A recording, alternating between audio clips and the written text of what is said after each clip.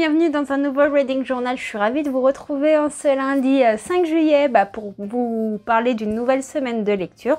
Cette fois-ci, vous ne serez pas avec moi au bord de la piscine ou en Camargue parce que les vacances ont une fin. Enfin, on a encore une semaine de vacances, mais on est principalement à la maison, même si on va bouger dans le coin, voir des amis, de la famille, des choses comme ça. Cet après-midi, je pense qu'on va aller faire bronzette au lac qui est pas trop loin. On a encore un peu du bronzage à peaufiner. Et je venais vous parler lecture. Alors ce matin, j'ai lu Iruma à l'école des démons de Osamu Nishi, publié chez les éditions Nobinobi.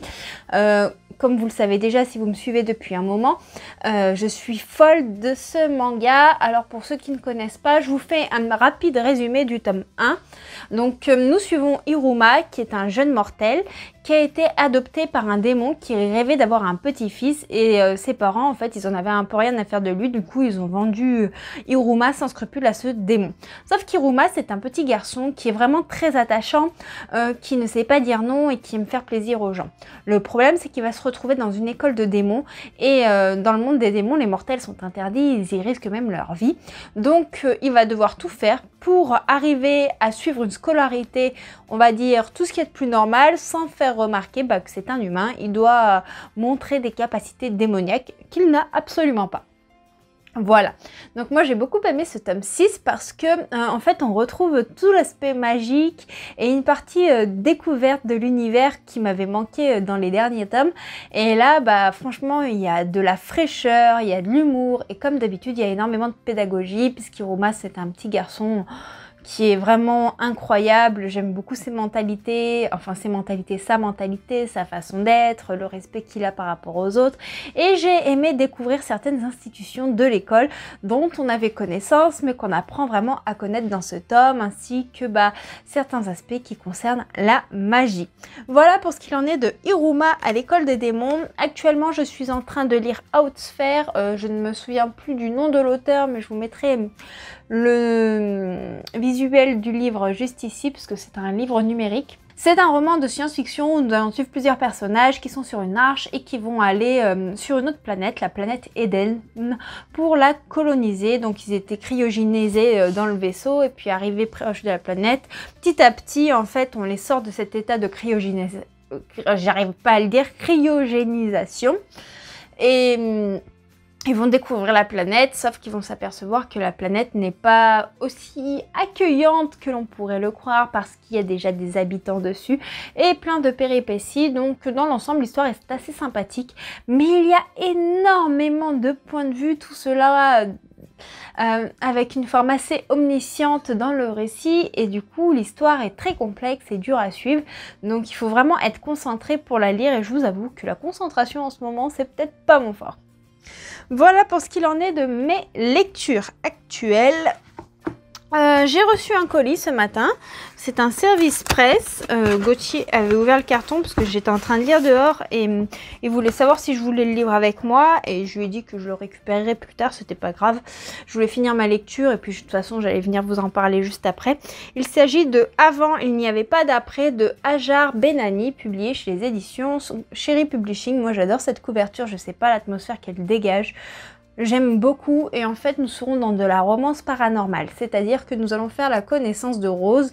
Rose a perdu son papa et elle s'est noyée dans le travail et notamment dans son cabinet dentaire puisqu'elle est chirurgienne dentiste.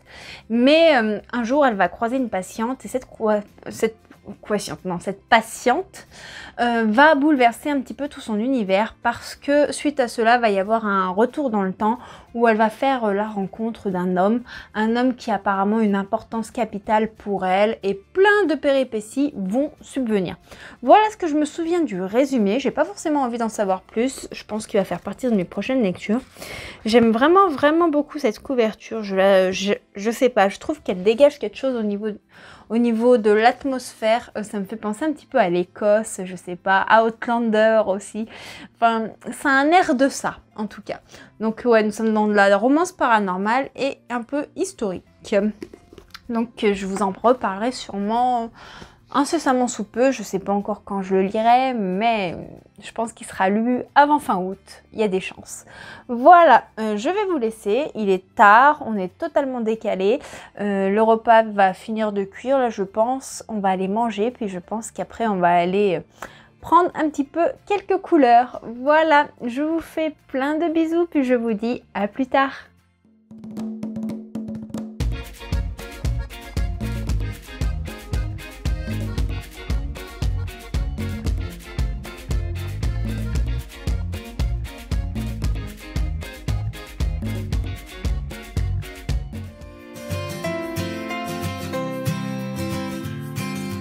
Hey, coucou tout le monde, j'espère que vous allez bien. Je vous prends en ce mercredi 7 juillet. Je vous ai pas pris hier tout simplement parce que en fait hier j'étais avec Gauthier chez une copine avec qui j'étais en internat.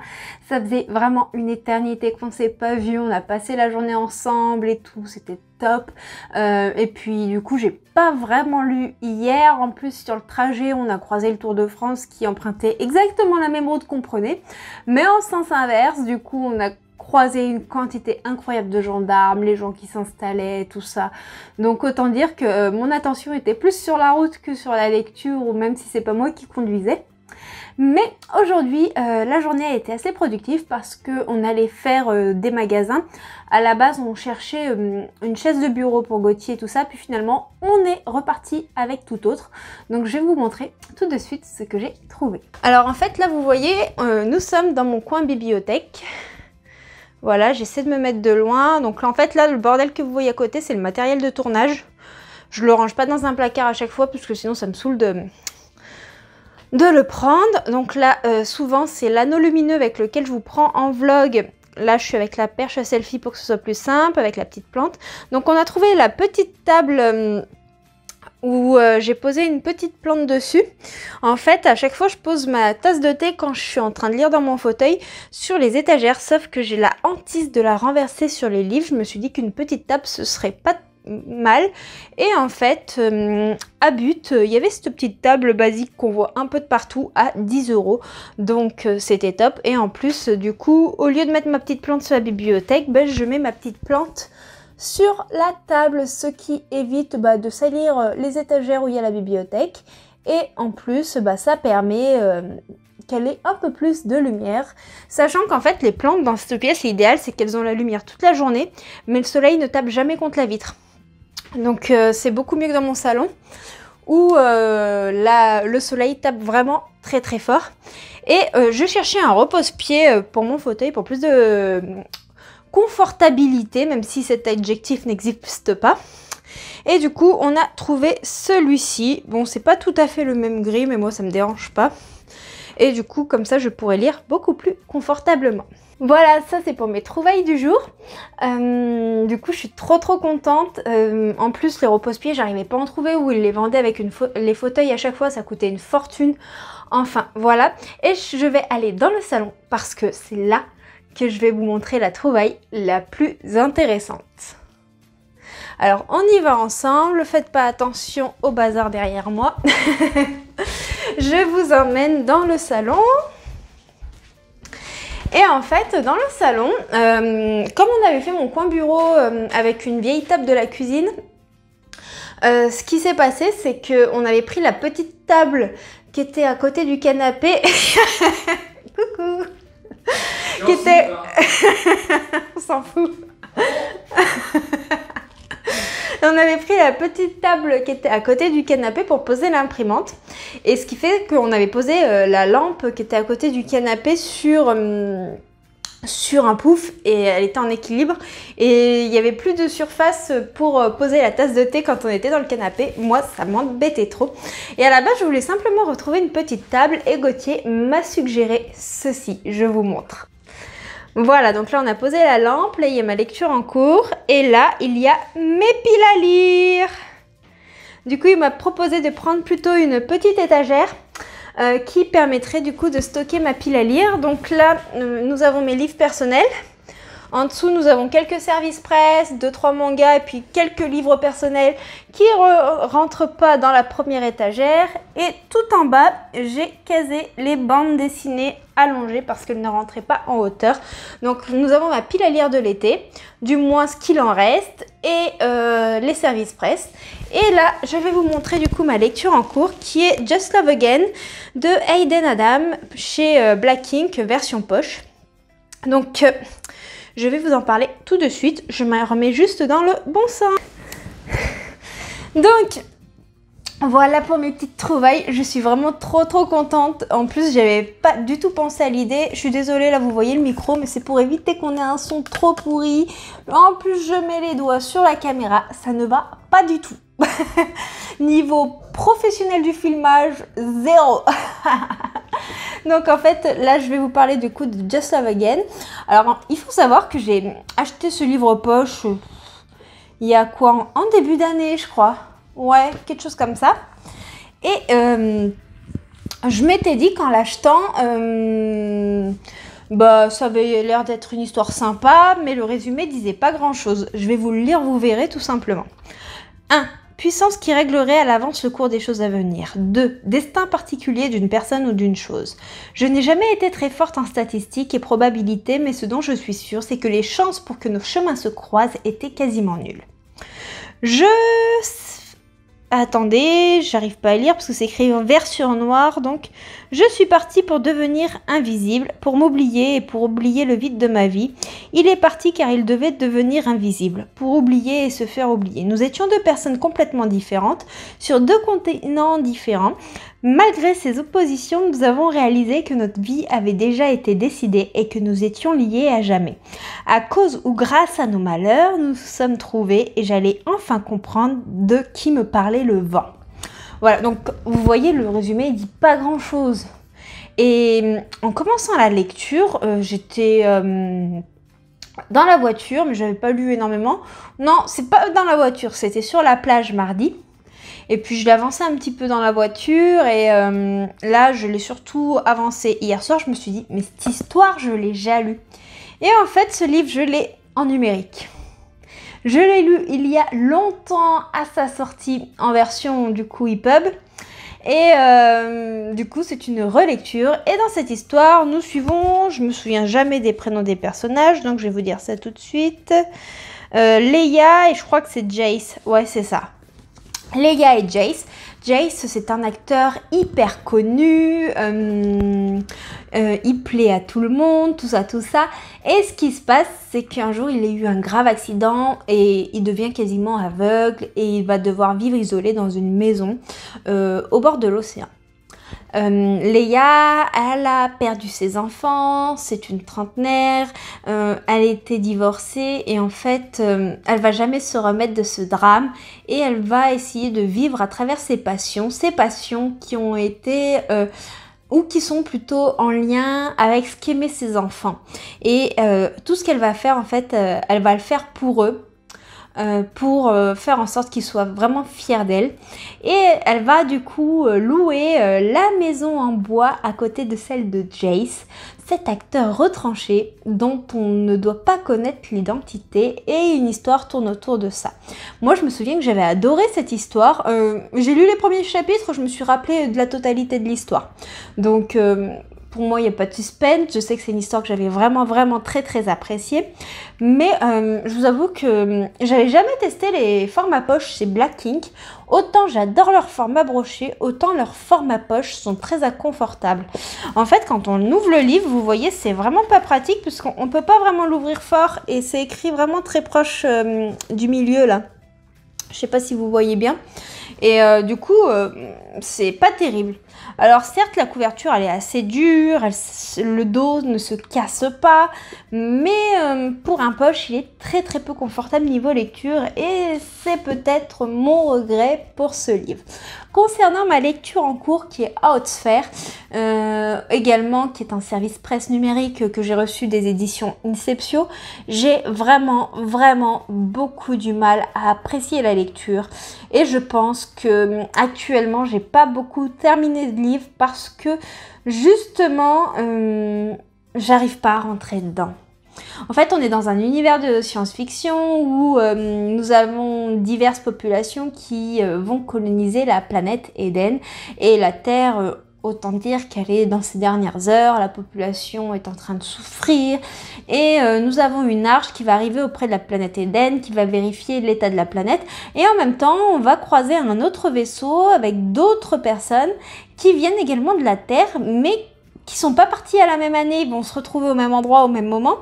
Mais en gros, comme l'avancement technologique et tout ça n'était pas le même, voilà, ils vont en quelque sorte les dépasser.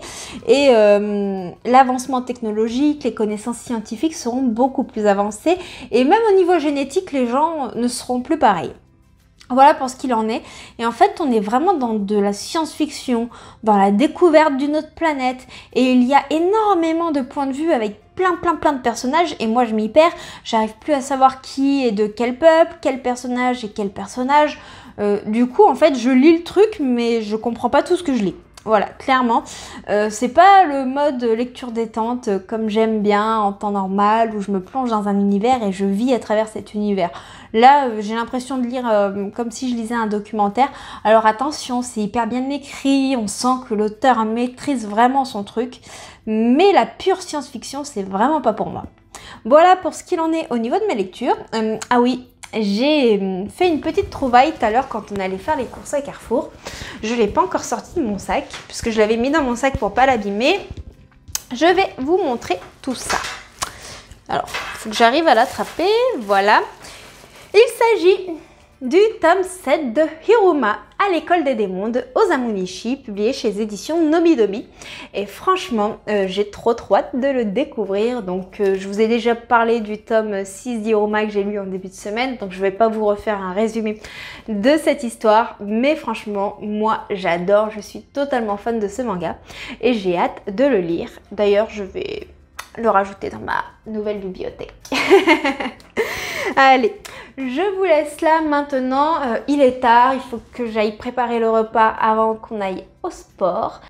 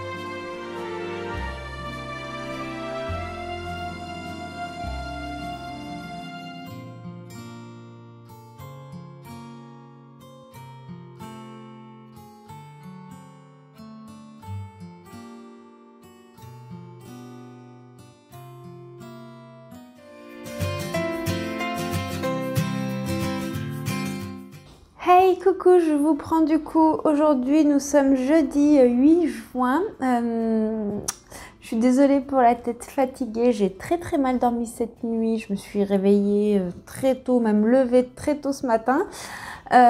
Niveau lecture, j'ai été assez productive. J'ai terminé Outsphere de Roger Guy. Je sais plus comment c'est la fin de son nom. Bon, je vous avoue que je l'ai lu mais vraiment rapidement, je me suis pas attardée dessus. Comme je vous l'ai déjà dit, c'est une lecture qui ne m'emballe pas. Et je trouve que dans l'histoire, en fait, il manque vraiment trop de relationnel entre les personnages. On a vraiment trop de relations hiérarchisées entre les personnes. Il manque de dialogue, il manque d'émotion. Et moi, c'est ce qui me plaît dans mes lectures, c'est quand il y a de l'émotion, c'est quand ça me fait frissonner. Là, on est vraiment dans la contemplation d'une planète à 100%. Je vous refais pas le résumé de l'histoire parce que je vous l'ai déjà fait au début de ce reading journal, mais on est vraiment dans cet aspect contemplatif du début à la fin.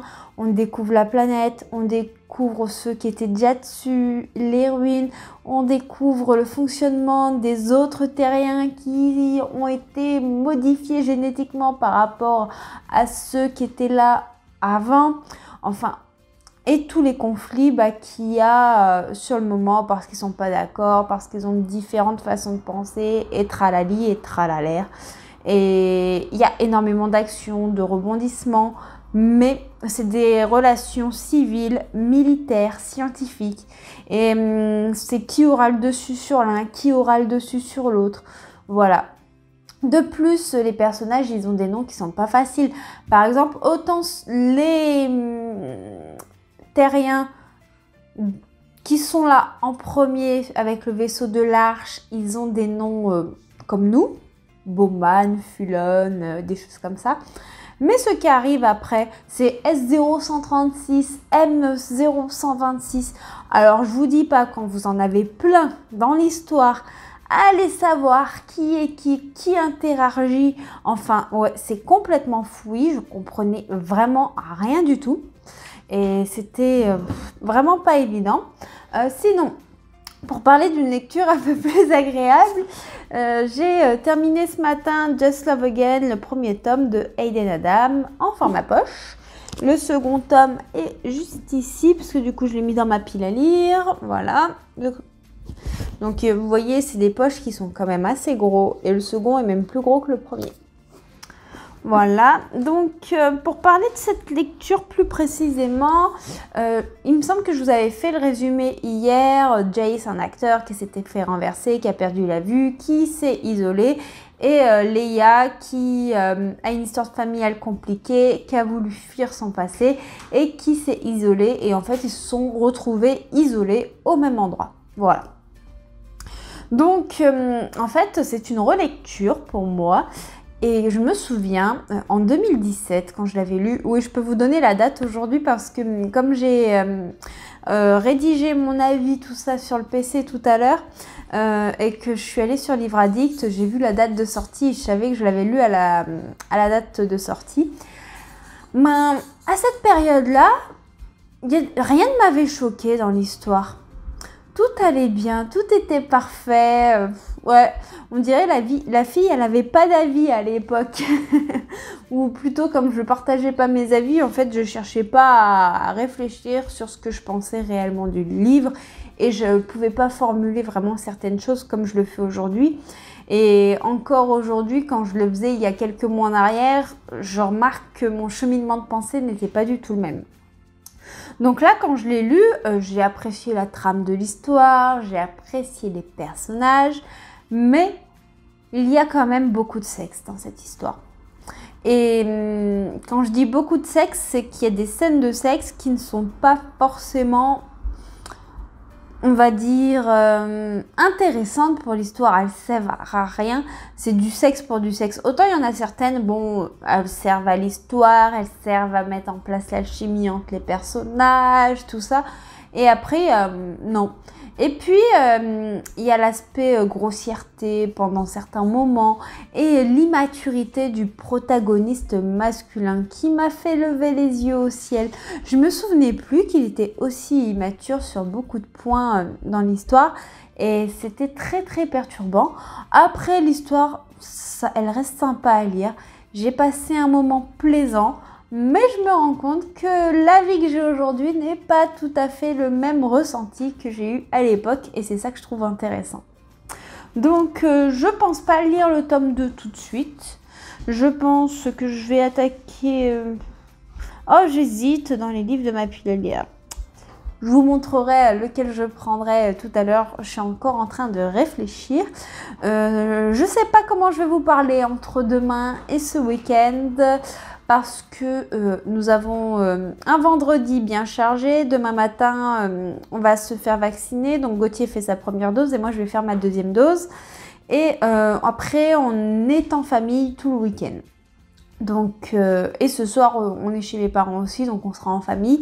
Donc j'essaierai de vous prendre à des moments où je peux être à peu près tranquille. Sinon, je vous prendrai au retour dimanche soir quand je pourrai papoter. Mais ce qui est certain, c'est que je vais quand même lire. Voilà, bah, je vais vous laisser pour aujourd'hui et puis je vais choisir ma prochaine lecture.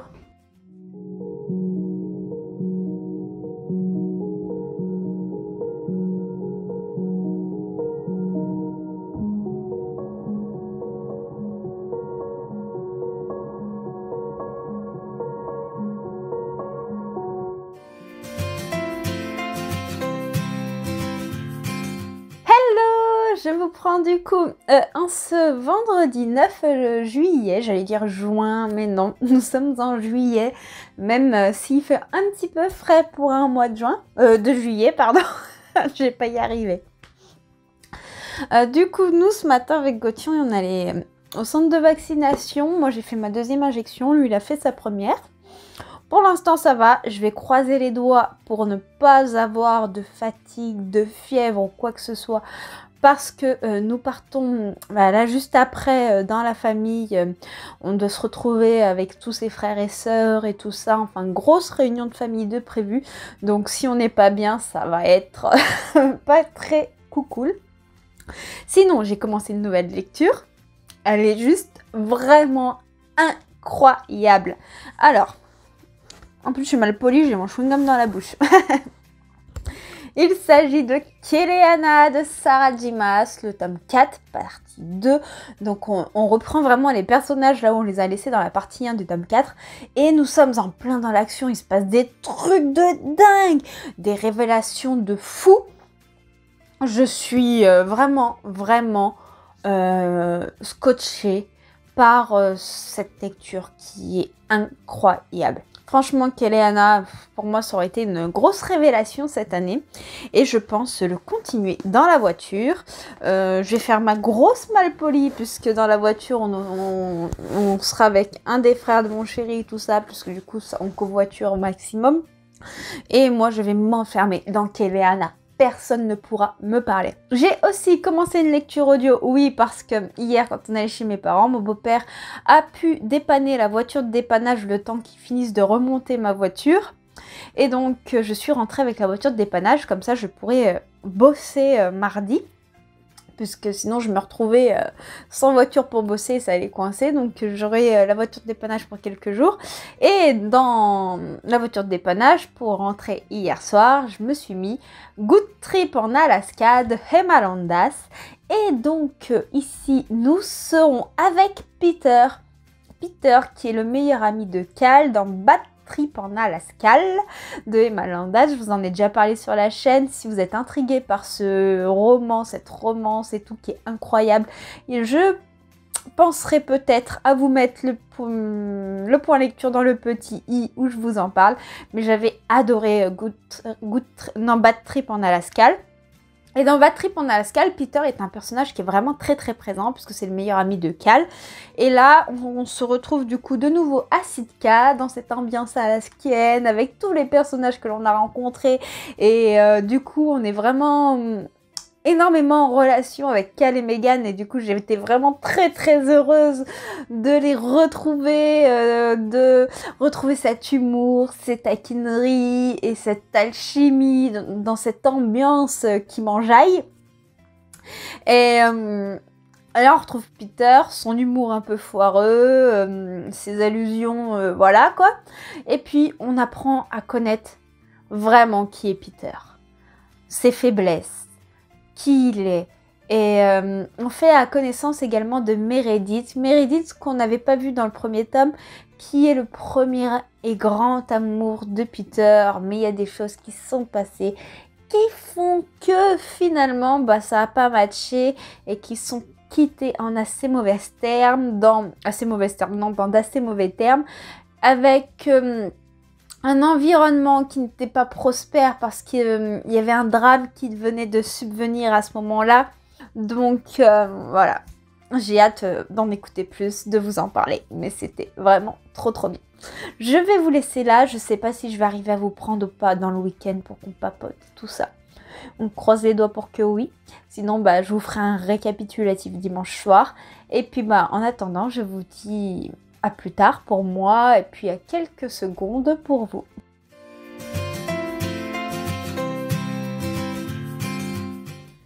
coucou tout le monde, je vous prends en ce samedi 10 juillet parce que j'ai terminé le Saint Graal. Il s'agit du tome 4 de Keleana, la partie 2, que j'ai adoré, que j'ai dévoré.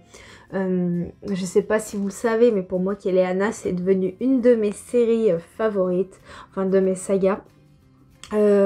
Cette protagoniste féminine qui est incroyable, badass, intelligente, bienveillante, enfin ouais, avec ses histoires de royaume, cette magie et tout monte en puissance dans chacun des tomes, c'est juste incroyablement beau. Personnellement, j'adore, je suis totalement fan. Franchement, pour moi, elle devrait arriver sur mon top 4 de mes sagas favorites. Bien entendu, Harry Potter est au sommet du tome. En second, il y a ACOTAR. Et après, je sais pas si je la mettrai en 3e ou 4e place après l'envol du Phénix. Sœur de sang de Nikki Popretto. Enfin bref, ce tome 4, c'est pour moi un véritable coup de cœur. J'ai adoré l'action, j'ai adoré les révélations et maintenant j'ai envie de voir ce qui va se passer, j'ai envie de voir comment vont s'en sortir les protagonistes, qu'est-ce qui va advenir de tout ce qui est advenu, tout ce qu'on a appris, de toutes les révélations, découvrir un petit peu d'autres contrées, voir un petit peu l'influence politique qui va arriver suite à tous les événements. Enfin, c'est très compliqué de vous en parler parce que sinon je vous spoil les 4 autres tomes avant celui-ci. Mais franchement, Sarah J. Maas, elle a mis la barre vraiment très très haute. Ce que j'ai beaucoup aimé aussi, c'est le fait que dans ce tome 4 partie 2, la partie qui me dérangeait, qui était sur les sorcières, et là, je l'ai beaucoup mieux comprise. Je l'ai pas lu rapidement. Je me suis délectée de chacun des mots qui étaient mis puisque j'ai trouvé que c'était devenu vraiment essentiel à l'histoire. Et ce que je ne comprenais pas dans ces parties-là auparavant, ça y est. Tout est devenu clair et c'est incroyable. Donc voilà pour ma lecture en cours. Enfin, ma lecture terminée. Je sais pas encore ce que je vais attaquer. Je sais pas si je vais avoir le temps d'en attaquer un nouveau d'ici demain ou pas parce que on est en famille. Je vais vous laisser parce que je me suis un petit peu isolée pour pouvoir vous parler. L'endroit où je vous parle n'est pas forcément l'idéal, mais je savais pas trop où mettre et j'ose pas parler encore devant tout le monde. Ça me fait un peu bizarre. Tous savent que je suis sur la chaîne, ils savent tout ce que je fais. Enfin, il y en a beaucoup qui regardent les vidéos. Mais tourner devant eux, c'est encore différent. Voilà. Allez, je vous dis du coup à plus tard. Et puis je vous parlerai de ma future lecture.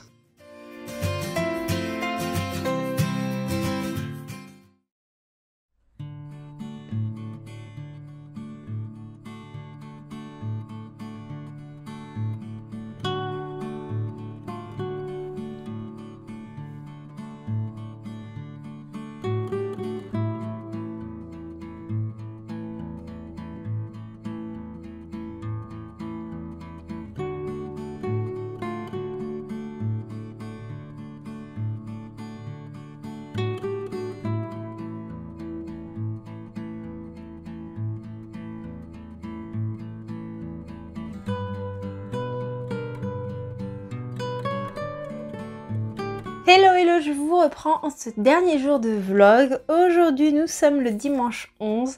C'est également le dernier jour de la semaine. Pour moi, il me reste encore demain avant de reprendre le boulot puisque le lundi, c'est mon jour de repos habituel. Mais voilà, la reprise est là. Ça y est, j'ai vraiment pas envie. J'ai regardé mon planning de reprise et étonnamment, ce qui ne me surprend pas, il est ultra chargé, mais avec les vacances d'été, forcément. En fait, quand on revient de vacances, après on rattaque, on est encore plus fatigué qu'avant les vacances. Mais bon, c'est comme ça, hein. Voilà, faut remplacer celles qui sont en vacances et vice versa, donc ça fait des plannings bien chargés. Pour en revenir à la lecture et tout ça, ce week-end j'ai pas énormément lu, j'ai fini Keleana samedi hier. Aujourd'hui, dans la voiture, j'ai lu le tome 3 de Mashle de Harime Komoto, publié chez Éditions Kazé. Je vous avoue que je sais pas trop quoi penser de ce tome. Je suis à l'heure actuelle incapable de vous formuler mon avis. J'avais vraiment aimé le côté humoristique des 2 premiers tomes, avec cette influence One Punch Man, Harry Potter qui s'entrechoquaient. Et là, en fait, l'influence, on la sent pas tellement. On a des personnages qui se confrontent avec des histoires un petit peu de jalousie, tout ça. Mais on voit beaucoup moins Mash en action. Et ça m'a perturbée. Donc je sais pas trop si j'ai apprécié ou pas ce tome. Voilà. Je suis assez perplexe. Je pense qu'il faut que je me réserve quelques jours pour pouvoir poser mon avis, pour pouvoir le rédiger, parce que là, je sais pas. Sinon, aujourd'hui, on m'a fait un super beau cadeau. En fait, il faut savoir que la famille de mon conjoint habite dans la Drôme.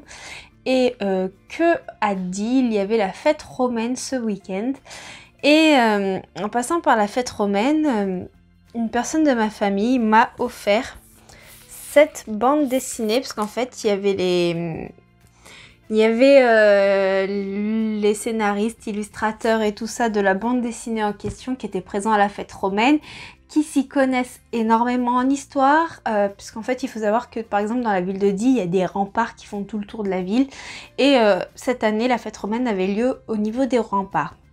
Et il y avait 2 illustrateurs et 2 scénaristes de bande dessinée qui exposaient et qui vendaient leurs exemplaires. Alors il faut savoir que cet exemplaire est en édition limitée, celui que j'ai, et mon anniversaire arrivant au mois d'août, sachant que je suis pas sûre de revoir la famille tout de suite, il m'a offert cet exemplaire là en faisant dédicacer par l'auteur.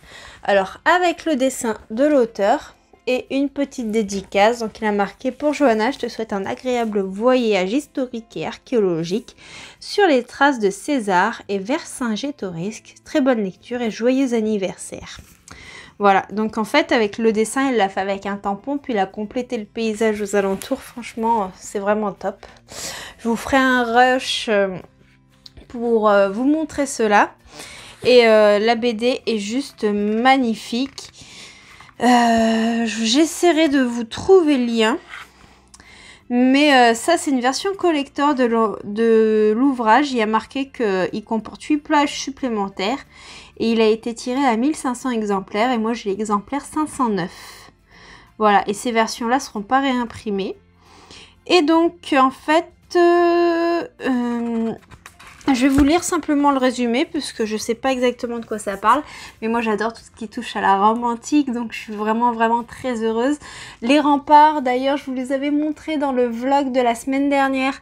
Vous les avez vus sur mon vlog vacances, parce qu'on s'était baladé autour des remparts et tout ça. Je vous avais fait quelques rushs au niveau de ces ruines, sachant qu'il faut savoir que quand on se promène dans la ville de Die, il y a plein d'éléments historiques qui sont visibles à l'œil nu. C'est juste qu'il faut savoir qu'ils sont là, et la ville a préservé tous ces éléments, donc c'est assez cool. Donc allez, je vous lis le résumé, j'arrête de bavasser. Maintenant que tu es mort, Quintus, que comptes-tu faire de ta vie? Au printemps de l'année 68, l'Empire romain retient sa respiration, alors qu'en Orient, le général Vespasien poursuit la guerre contre les Juifs. En Occident, la colère gronde. La population qui souffre des exigences fiscales ne supporte plus l'extravagance de l'empereur, son mépris, les injustices et les humiliations. Bientôt, le mécontentement gagne aussi les élites et la révolte éclate à Lyon à l'instigation de Ségivindex.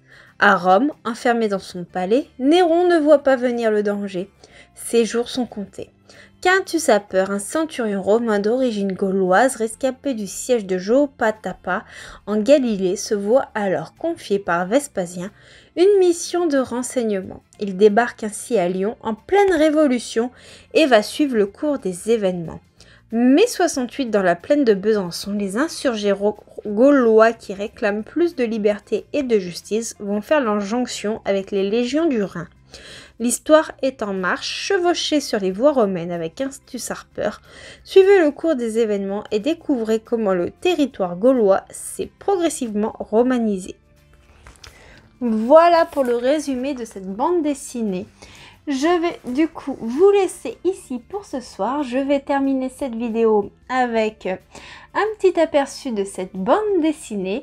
Puis j'espère que ce vlog vous aura plu. Comme d'habitude, n'hésitez pas à liker, commenter, partager. Moi, ça me fait toujours plaisir. Ça permet également de faire vivre la chaîne. Et puis ça nous permet surtout d'échanger et c'est ça qui est le plus important. Moi, je vous fais plein de bisous. Et puis je vous dis à bientôt pour une prochaine vidéo. Ciao, ciao!